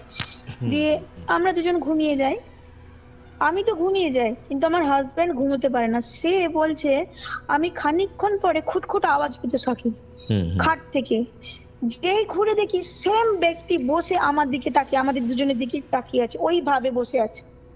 তখন আমার হাজবেন্ড কে কে বলে চিৎকার করে উঠেছে। হ্যাঁ, ওর চিৎকারে আমি উঠেছি, উঠে দেখি কিন্তু কেউ নেই। সেই রাত্রে আমরা দুজন ঘুমোতে পারলাম না। পরের দিন ছিল সানডে আমার মনে আছে, আর ওই দিন ছিল শনিবারের রাত্রে। হ্যাঁ, আমি সকালবেলা রবিবার দিন উঠে চা করলাম, সেই রাত্রে বাকি রাতটুকু দুজনের কেউ ঘুমোলাম না, এত ভয় পেয়েছিলাম। তো সকালবেলা আমার শাশুড়ি মা ফোন করেছে, ফোন করে বলছে তোরা চাটা খেলি না? হ্যাঁ, একটা কথা বলবো না, অনেকদিন বলবো করে বলা হয়নি, তোরা তো কাজে ব্যস্ত থাকিস নাকি? বলছে কামু কাকা আত্মহত্যা করেছে, গলায় দড়ি দিয়ে আত্মহত্যা করেছে। সিরিয়াসলি। এবার আমি আমার হাজবেন্ড, আমার স্পিকারে ছিল ফোনটা, কেননা ফোনটা মাঝে রেখে আমরা দুজনেই মায়ের সঙ্গে কথা বলছিলাম, শাশুড়ি মায়ের সঙ্গে। তো আমার হাজবেন্ড আমার দিকে তাকাচ্ছে, আমি ওর দিকে তাকাচ্ছি, দিয়ে মায়ের সঙ্গে কথা হয়ে গেল, ফোনটা রেখে আমার হাজবেন্ড বলছে আমি যদি ভুল না হয় সুজিতা, যাকে আমি কালকে রাত্রে দেখেছি সে কিন্তু কামু কাকা। আইলাম তুমি জানলে কি করে? বলে ওই রকম লুঙ্গি পরা অবস্থায়, ওই স্যান্ডো গেঞ্জি পরে, আমি ওই মানুষটাকে কোথায় দেখেছি কিভাবে আমি বুঝতে পারছিলাম না, কিন্তু চেনা চেনা লাগছিল, মানে তার অবয়বটা চেনা চেনা লাগছিল, কিন্তু আমি তাকে দেখতে পাচ্ছিলাম না। সেই দিনেই আমরা দুজনেই দেখি ওই ব্যক্তিটাকে। আর কেমন একটা কাকতালীয় ব্যাপার দেখো, তার আগে যবে থেকে ও মারা গেছে তার 7-8 দিন ধরে আমার মনের মধ্যে শুধু ওই কামু কাকার কথাই আসে। কামু কাকার কথা প্রতিবেলা বলেছি আমার হাজবেন্ডকে, কোনো না কোনো ভাবে আমার মাথার মধ্যে এসছে, কোনো না কোনো ভাবে আমার হাজবেন্ডকে আমি কথাটা বলেছি, বুঝতে পারলে? এই গেল একটা ঘটনা। এরপরে আমাদের ভিক্ষা বাবা, মানে আমার হাজবেন্ডের ভিক্ষা বাবা ছিল আমার হাজবেন্ডেরই বড় পিসে মশাই। হ্যাঁ, তো তার না অসুখ ছিল, মানে ক্যান্সার ছিল, কিন্তু সে ক্যান্সার নিয়েও 10 বছর মানে ব্লাড ক্যান্সার ছিল, ব্লাড ক্যান্সার নিয়েও 10 বছর, 10 থেকে 12 বছর খুব নর্মাল লাইফ বেঁচেছে, সুস্থ লাইফ বেঁচেছে, সমস্ত অনুষ্ঠান অ্যাটেন্ড করতো, খুব ভালো মানুষ। আমরা জানতাম না সে সেই লেভেলের অসুস্থ হয়েছে বলে, আমাদেরকে জানানো হয়নি বাড়িতে, যে এরা তো বাইরে থেকে পরে জানাবো, এরা টেনশন নেবে, ভিক্ষে বাবা বলে কথা। সেদিন রাত্রে কি হলো, আমার ঘুম ভাঙলো কেমন ভাবে, গরমের দিনে এই লাইটটা জেলে দিয়েছে, ফ্যান বন্ধ করে দিয়েছে, আমার ঘুম ভেঙে গেছে গরমে। আমি আমার হাজবেন্ডকে বলছি তুমি কি শুরু করেছো বলো তো, লাইট রাতের বেলা জেলে দিয়ে ফ্যানটা বন্ধ করে দিয়ে আমি ঘুমোতে পারছি না, সারাদিন অফিসে এত খাটাখাটনি যায়, রাতটুকু যদি ঘুমোতে না পারি, এইভাবে আমি চিৎকার করছি। তো আমার হাজবেন্ড বলছে আমিও তো অফিসে কাজ করি, আমার কষ্ট হয় না, আমি কেন ফ্যান বন্ধ করব, হ্যাঁ বলেছে। উঠে লাইটটা অফ করলো আর ফ্যানটা জ্বালালো। তার আগে আমরা জল টল খেয়ে ওয়াশরুম থেকে এলাম, দেখলাম ঘড়িতে ওই 3টে মতন বাজে। এরপরে 4:15 কি 20 হবে, আমার দেওরের নাম্বার থেকে আমার ফোনে ফোন এসছে। ফোন এসে বলছে দাদার ফোনটা সাইলেন্ট করা আছে, আমি তাই তোমার নাম্বারে কল করলাম, দাদা তো রিসিভ করলো না। তো শোনো না, একটা কথা বলি বৌদি, পিসে মশাই মারা গেছেন। আমি বললাম কে মারা গেছেন? না পিসে মশাই, মানে তোমাদের ভিক্ষে বাবা, তোমাদের তো নিয়ম মানতে হবে, তো মানে শ্রাদ্ধের যা নিয়ম সেগুলো তো মানতে হবে, যেহেতু ভিক্ষে বাবা হয়। এবার বলো, সেই দিন আমি বললাম কখন মারা গেছেন? ওই বললো ওই 2:40-45 নাগাদ মারা গেছেন, 2:45-45 মারা গেছে। আর আমাদের ওই লাইটটা অফ হয়েছে 2:55 কি 3টের দিকে, ঘরের লাইটটা জেলে ফ্যানটা বন্ধ করে দিয়ে গেছে। মানে কিরকম স্ট্রংলি সোল কানেকশন হয় না, আত্মার সঙ্গে আত্মার যোগ হয় না, সে যাওয়ার আগে জানিয়ে দিয়ে যাচ্ছে যে আমি চললাম, আমি মারা গেছি। কিভাবে জানাবে? সে লাইটটা জ্বালিয়ে ফ্যানটা অফ করে দিয়ে গেছে, জাগিয়ে দিয়ে গেছে। এরপরে 2018-তে একটা কথা বলি, আমার মেয়ে জন্ম হয় এবং খুব সেই সময় খুব অসুস্থ ছিল। আর ডাক্তার, দিল্লির ডাক্তার বলে এখানে তো খুব ঠান্ডা পড়ে, আপনি আর পলিউশন লেভেলটাও এখানে বেশি, তো ওকে নিয়ে এমন একটা জায়গায় যান যেখানে ফ্রেশ এয়ার পাওয়া যায়। তো আমি বললাম আমার বাবা বাড়িটা বেস্ট হবে, আমি ওখানেই যাই। তো আমি বাপের বাড়িতে চলে আসি। কি হয়, আমি দোতলায় তো থাকবো না, নিচতলাতেই মেয়েকে নিয়ে আছি। মেয়ের কি হচ্ছিল, সারাদিন সুস্থ, রাতের বেলা হলে জ্বর, গায়ে ধুম জ্বর, মানে যখন ঘুম পাড়াচ্ছি তখনও ঠিক, মাঝরাতে গায়ে হাত দিয়ে দেখি গা জ্বরে পুড়ে যাচ্ছে। সকালবেলা উঠে ওকে দুধ টুধ খাওয়ানোর পরে, ক্লিন করার পরে দেখি গায়ের জ্বর নেমে গিয়েছে, হাসছে, খেলছে, ঘুমোচ্ছে, সবকিছু নর্মাল। আবার প্রতি রাত্রে এরকম জ্বর। এবার একদিন হলো কি, আমি কারণ বুঝতে পারছি না, ডাক্তারকে দেখাচ্ছি, ডাক্তার ওষুধ দিচ্ছে, মনের মধ্যে একটু চাপ আছে, একা আছি, হাজবেন্ড দিল্লিতে আছে, আমি ভয়েও আছি যে কি হবে, মেয়েটা এরকম প্রতি রাত্রে জ্বর হয় কেন। হ্যাঁ, তো আমি এরকম শুয়েছি, আর আমাদের নিচের রুমটায় 2টো খাট পরপর ছিল, দেওয়ালের দিকে খাটটায় আমি শুয়েছি, আর আরেকটা খাট একদম খালি, দেওয়ালের দিকে খাটটায় মশারি টাঙিয়ে আমি মেয়েকে নিয়ে ঘুমোচ্ছি, বুঝলি। তখন ঘুম আসেনি, মেয়েটাকে জাস্ট ট্যাপ করছি, চোখে হালকা হালকা ঘুম, মেয়েটা ঘুমিয়ে গেছে আমার। হঠাৎ পিছনে একটা আওয়াজ পাই, কেমন আওয়াজ তোমাকে বলি, এরকম একটা আওয়াজ, আচ্ছা কন্টিনিউ কানের কাছে। আমি ঘুরে যে জিনিসটা দেখছি, আমি বলছি তো, ওই জিনিসটা দেখে আমার হাত পা ঠান্ডা হয়ে গেছিল, কেউ বিলিভ করবে না।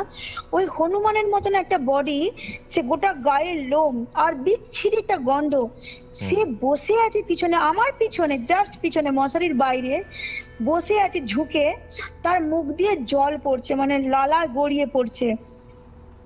কিন্তু বলে না মায়ের মন, আমার কিন্তু এক মুহূর্তের জন্য মনে হয়নি যে ও আমাকে মেরে ফেলবে বা আমাকে খেতে এসেছে। আমার মনে হচ্ছে ও আমার মেয়েকে ছিনিয়ে নিতে। আমি মেয়ের উপরে ঝাঁপিয়ে পড়েছি, আর বাঁচাও বাঁচাও চিৎকার, বাপি মা বলে চিৎকার করছি, হ্যাঁ তাড়াতাড়ি এসো তাড়াতাড়ি এসো। মা বাপি ছুটে এসেছে, কেন ওরা ওই পাশের রুমেই ছিল, ওরা ছুটেছে, কি হয়েছে বল বল বলে ছুটে এসেছে। আমি বললাম মা বাপি এইখানে আমি কিছুতেই থাকতে পারবো না, আমি বাড়ি যাব, দিল্লি ফিরে যাব। তো বললো দেখ তুই বল কি হয়েছে। আমি বললাম এরকম এরকম নিজের চোখে দেখেছি। বিলিভ করবে না, মা তখন বললো ঠিক আছে মেয়েটাকে নিয়ে তুই সামনের রুমে যা, আর টিকিট পেলেই চলে যাবি, কোনো সমস্যা হবে না, আমরা এই ঘরটা, এই রুমটাই আমরা শুছি, তোরা তুই ওই রুমটাই শুবি। আর সামনে যে রুমটাই মা শুতো, মা সেই রুমে পুজো টুজো করতো, মানে মা পুজোতে খুব বিশ্বাসী আর কি, ঘুমোতো যেখানে, সেখানেও ঠাকুর ছিল মায়ের। ওইখানে যাওয়ার পর মেয়ের জ্বর আর রাতে হলো না। আর আমার মা বাপি কিন্তু কোনোদিন কিছু উল্টো পাল্টা দেখেও নি, ফিলও করেনি, কিচ্ছু না, শুধু আমি হুম হুম হুম আমি করতাম। এরপরে আমার হাজবেন্ডকে আমি বলি শীতটা পেরোলেই আমি চলে যাব, আর কতদিন আছে তুমি টিকিট দেখো, আমার ভালো লাগছে না একা একা থাকতে। ও বলছে ঠিক আছে ঠিক আছে, আমি দেখে দিচ্ছি। এবার না মনের মধ্যে একটা ভয়, আমি প্রায়শই স্বপ্ন দেখছি, মানে প্রায়শই বলছি, সেই দিন রাত্রে স্বপ্ন দেখলাম কেমন, আমার হাজবেন্ডের না কোনো ক্ষতি হয়ে গেছে বড়, বুঝলে, হুম হুম হুম বিশাল বড় কোনো ক্ষতি হয়ে গেছে। আর মানে আমি ঘুম থেকে উঠেও কাঁদছি, ভোরবেলা উঠে কাঁদছি 4টের সময়, যে আমি কেন এরকম স্বপ্ন দেখলাম, যে অ্যাক্সিডেন্ট হয়ে গেছে, রোড অ্যাক্সিডেন্ট, হ্যাঁ। হুম হুম হুম তো আমি হাজবেন্ডকে ফোন করে বলছি তুমি কেমন আছো? তো আমার হাজবেন্ড বলছে তুমি কেন জিজ্ঞেস করছো, কি হয়েছে আমাকে বলো। মানে ওরও যে কিছু হচ্ছে সেটা আমি ওর গলা শুনেই বুঝতে পারলাম। দিয়ে বলছে সৃজিতা, আমি না কদিন ধরে কি হচ্ছে জানো, আমি ঘুমোলেই আমার উপর কিছু একটা জিনিস চেপে বসছে আর গলাটা চেপে ধরছে। মানে কেমন জিনিস, না কালো মতন কোন একটা মানুষের মতন জিনিস, যেটা বুকের উপর চেপে বসছে, গলাটা চেপে ধরছে, আমি বুঝতে পারছি না, ঘুমোতে পারছি না, জিনিসটা কি বুঝতে পারছি না। হুম দিয়ে আমি বললাম জানি না এটা কি, তো আমি একবার তোমার নামে ঠাকুরের কাছে পুজো দিয়ে আসবো। হুম হুম আমি সেই সকালবেলা উঠে, আমার মেয়ে ঘুমোচ্ছে তখন, 6টা বাজে, স্নান করে আমি সেই মন্দির, কালী মন্দিরে ছুটি। মানে মা বলে যে তুই একাই যা, আমার তো সম্ভব হবে না, তুই একাই যা। আমি একা গেলাম, পূজারীর সঙ্গে দেখা হলো, মায়ের পুজো দিলাম, খুব কাঁদছিলাম, মন খারাপ যে একা দূরে আছি, হাজবেন্ডকে নিয়ে এরকম স্বপ্ন। আমি সেই পূজারীকেও বলি যে কেন এরকম স্বপ্ন দেখছি, আমার ভালো লাগছে না। পূজারি হঠাৎ করে আমার দিকে তাকিয়ে বলছে, আচ্ছা জিজ্ঞাসা করো তোমার তোমার হাজবেন্ডকে, ফোনে আমার সামনে জিজ্ঞাসা করো যে ও কি কোথাও বাথরুম করেছিল। আচ্ছা এটা তো খুব কমন জিনিস, মানে অনেক ছেলেরাই রাস্তাঘাটে বাথরুম পেলে করে, অনেকে করে না, অনেকে করে। তো আমার হাজবেন্ড কিন্তু করে না, জেনারেলি করে না। তো আমি ফোন করলাম, আমি বললাম হ্যাঁ তুমি কি কোথাও বাথরুম করেছিলে? তখন বলছে হ্যাঁ আমি পাঞ্জাব ন্যাশনাল ব্যাংক থেকে কাজ হুম। কাজ করে বেরিয়েছিলাম, প্রচন্ড জোরে বাথরুম পেয়েছিল, কোথাও বাথরুম পাচ্ছিলাম না, তো সামনে একটা ওই গাছ থাকে না, ওই অশ্বত্থ গাছ, অশ্বত্থ গাছের গোড়ায় আমি বাথরুম করেছিলাম, সেখানে কেউ ছিল না, মানে নির্জন জায়গাটা।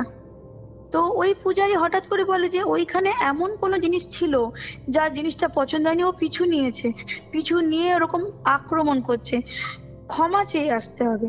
অদ্ভুত শুনতে লাগছে তাই না জিনিসগুলো, কিন্তু আজকের দিনে আমাদের সঙ্গে এই জিনিসগুলো ঘটেছে। আমার হাজবেন্ড সেই দিনেই গিয়ে ক্ষমা চেয়েছে, মানে লিটারেলি বলে নাক কান মুলে ক্ষমা চাও, যেই আছো এখানে ক্ষমা করে দাও, আমার ভুল হয়ে গেছে, হ্যাঁ। হুম হুম ক্ষমা তো চাইলো, জিনিসটা বন্ধ হয়ে গেল।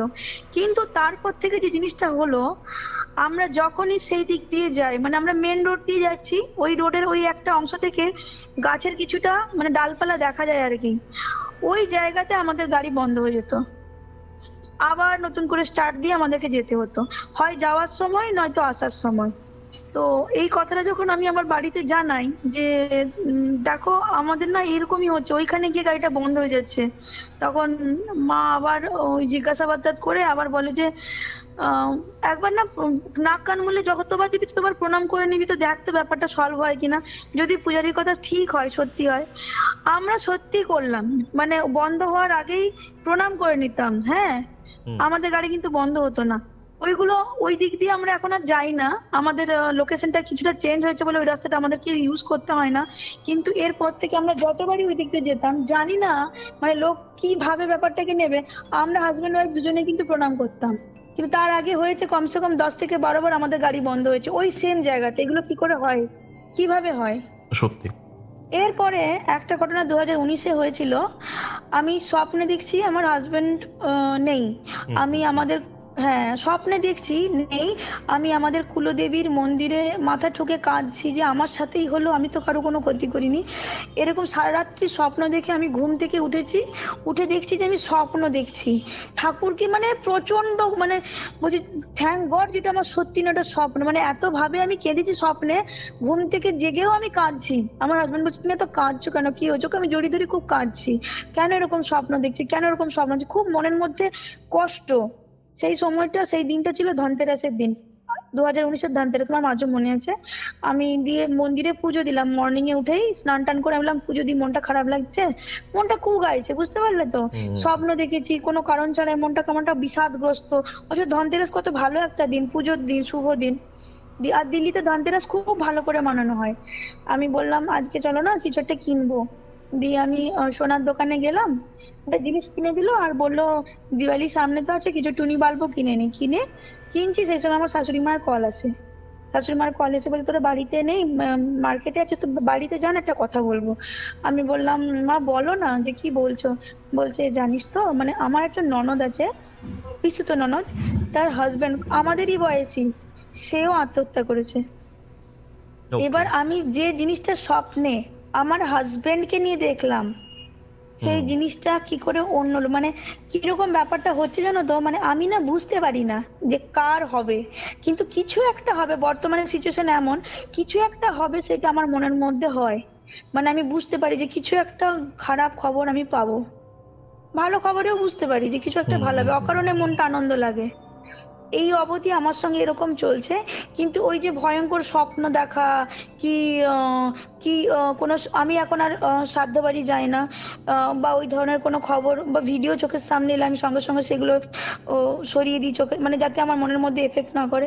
কিন্তু এই জিনিসগুলো হয়, এখনো হয়, মানে অল্প বিস্তর হচ্ছে। এই পর্যন্ত চলছে আমার লাইফ। ওকে ওকে, থ্যাঙ্কস রিতো ঘটনাটা শেয়ার করার জন্য। আশা করছি এরপর তোমার সাথে এরকম কিছু আর হবে না। ভালো থাকো, I হ্যাপি hope so. থাকো। একদম একদম।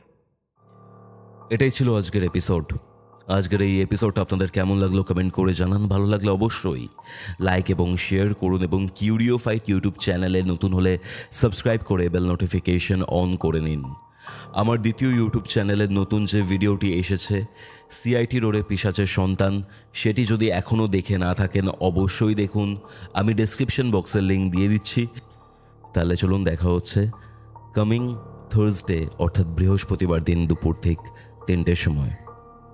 ততক্ষণ অবধি কিউরিও ফাইটের এরকম আরও 2টি এপিসোড শুনতে আপনার মোবাইল স্ক্রিনে আসা ঠিক ডান দিকের অথবা বাঁ দিকের বক্সে ক্লিক করুন।